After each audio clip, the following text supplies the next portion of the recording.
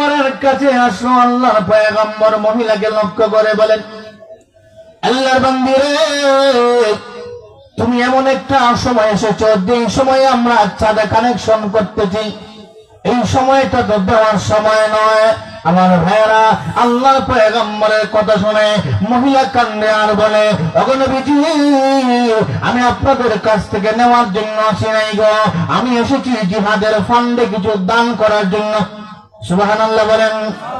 ইয়া রাসূলুল্লাহ, ইয়া হাবিবাল্লাহ, ওগো নবীজি, আমি নেওয়ার জন্য আসি নাই গো, আমি এসেছি জিহাদের ফান্ডে কিছু দান করার জন্য। আমার ভাইয়েরা, আল্লাহর পয়গম্বর জিজ্ঞাসা করে, আল্লাহর বান্দি রে, তুমি কি দান করতে চাও? ওই মহিলা বলে, ওগো নবীজি, আমার ওই কোলের সন্তানটারে আমি জিহাদের ফান্ডে দান করতে চাই। আল্লাহর পয়গম্বর বলে, রে মহিলা, তুমি কি পাগল হয়ে গেছো? তোমার ওই কুলের সন্তানটারে তুমি জিহাদের ফান্ডে দান করতে চাও? তোমার ওই সন্তান তো জিহাদের ফান্ডে কোনো কাজে আসবে না, জিহাদের ফান্ডে ডাল ধরতে পারবে না, শত্রুর বিরুদ্ধে তরবারি উঠাইতে পারবে না, শত্রুর বিরুদ্ধে ডাল ধরতে পারবে না, শত্রুকে লক্ষ্য করে ইট পাথর নিক্ষেপ করতে পারবে না, শত্রুকে লক্ষ্য করে তীর ধরতে পারবে না। আরে আল্লাহর বান্দি, তোমার ওই সন্তানটা জিহাদের ময়দানে আমাদের জন্য ঝামেলা হয়ে যাবে। আমার ভাইয়েরা, আল্লাহর বান্দি কান্দে আর বলে, ওগো নবীজি, আমি তাকায়া দেখলাম আপনি সাহাবীদের কাছ থেকে চাঁদা কানেকশন করতেছেন, সাহাবীদের নাম জিহাদের ফান্ডে লেখাচ্ছেন। ইয়া রাসূলুল্লাহ, ইয়া হাবিবাল্লাহ, আল্লাহর নবী গো, আমি দৌড়িয়া গেলাম বাড়িতে আপনার জিহাদের ফান্ডে কিছু দান করার জন্য।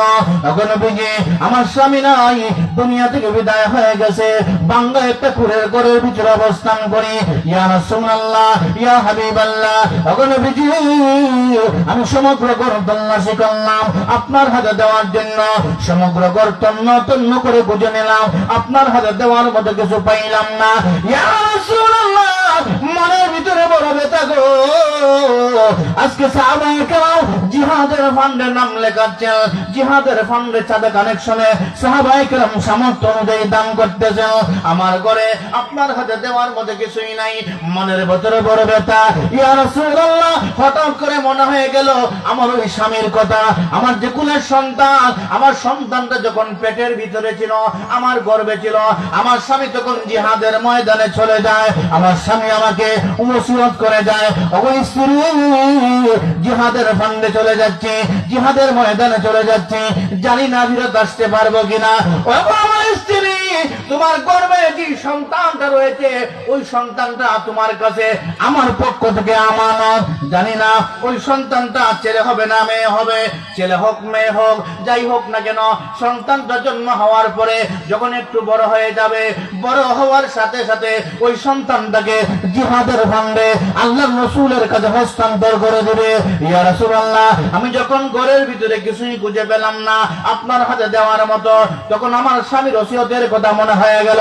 ইয়া রাসূলুল্লাহ, ইয়া হাবিবাল্লাহ, আমি এসেছি আমার ওই সন্তানটাকে জিহাদের ফান্ডে দান করার জন্য। আল্লাহর পয়গম্বর বলে, আল্লাহর বান্দি রে, ভালো কথা বুঝতে পেরেছি, আমার প্রতি তোমার মহব্বত, জিহাদের ফান্ডে তুমি দান করতে চাও, কিন্তু তোমার সন্তান তো জিহাদের ময়দানে কোনো কাজে আসবে না, শত্রুর মোকাবিলা করতে পারবে না, ঢাল ধরতে পারবে না, তরবারি উঠাইতে পারবে না, তোমার সন্তান তো জিহাদের ময়দানে খামোকা ঝামেলা হয়ে যাবে।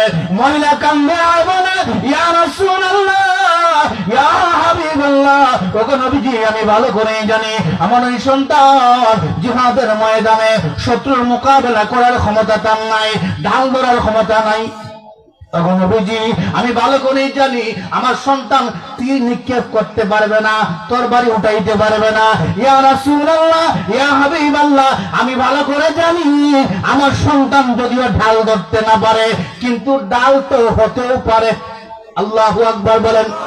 ইয়া রাসূলুল্লাহ, আমার সন্তান যদিও ডাল ধরতে পারবে না গো, কিন্তু আমার সন্তান তো ডাল হতেও পারে। নিজে ডাল হতেও পারে। ইয়া রাসূলুল্লাহ, আপনি তো এমন সেনাপতি নয়, যুদ্ধ হবে এক জায়গায় আর আপনি থাকবেন আরেক জায়গায়। ওগো নবীজি, আপনি এমন একজন সেনাপ্রধান যে স্বয়ং যুদ্ধের ময়দানে উপস্থিত থেকে নিজের সৈন্য বাহিনীকে পরিচালনা করবেন। ইয়া রাসূলুল্লাহ, ইয়া হাবিবাল্লাহ, বেঈমান কাফের মুশরিকেরা আপনাকে লক্ষ্য করে যখন নিপাতন নিক্ষেপ করবে, ওগো নবীজি, যেদিক থেকেই বেশি আপনার উপরে আক্রমণ আসবে ওই দিকেই আমার কলিজার টুকরা সন্তানটারে ডাল হিসাবে তুলে ধরবে। কেমন আশিকে রাসূল ছিলেন! সাহাবায়ে কেরাম রাসূলের জন্য নিজের কলিজার টুকরা সন্তান পর্যন্ত উৎসর্গ করে দিতেন।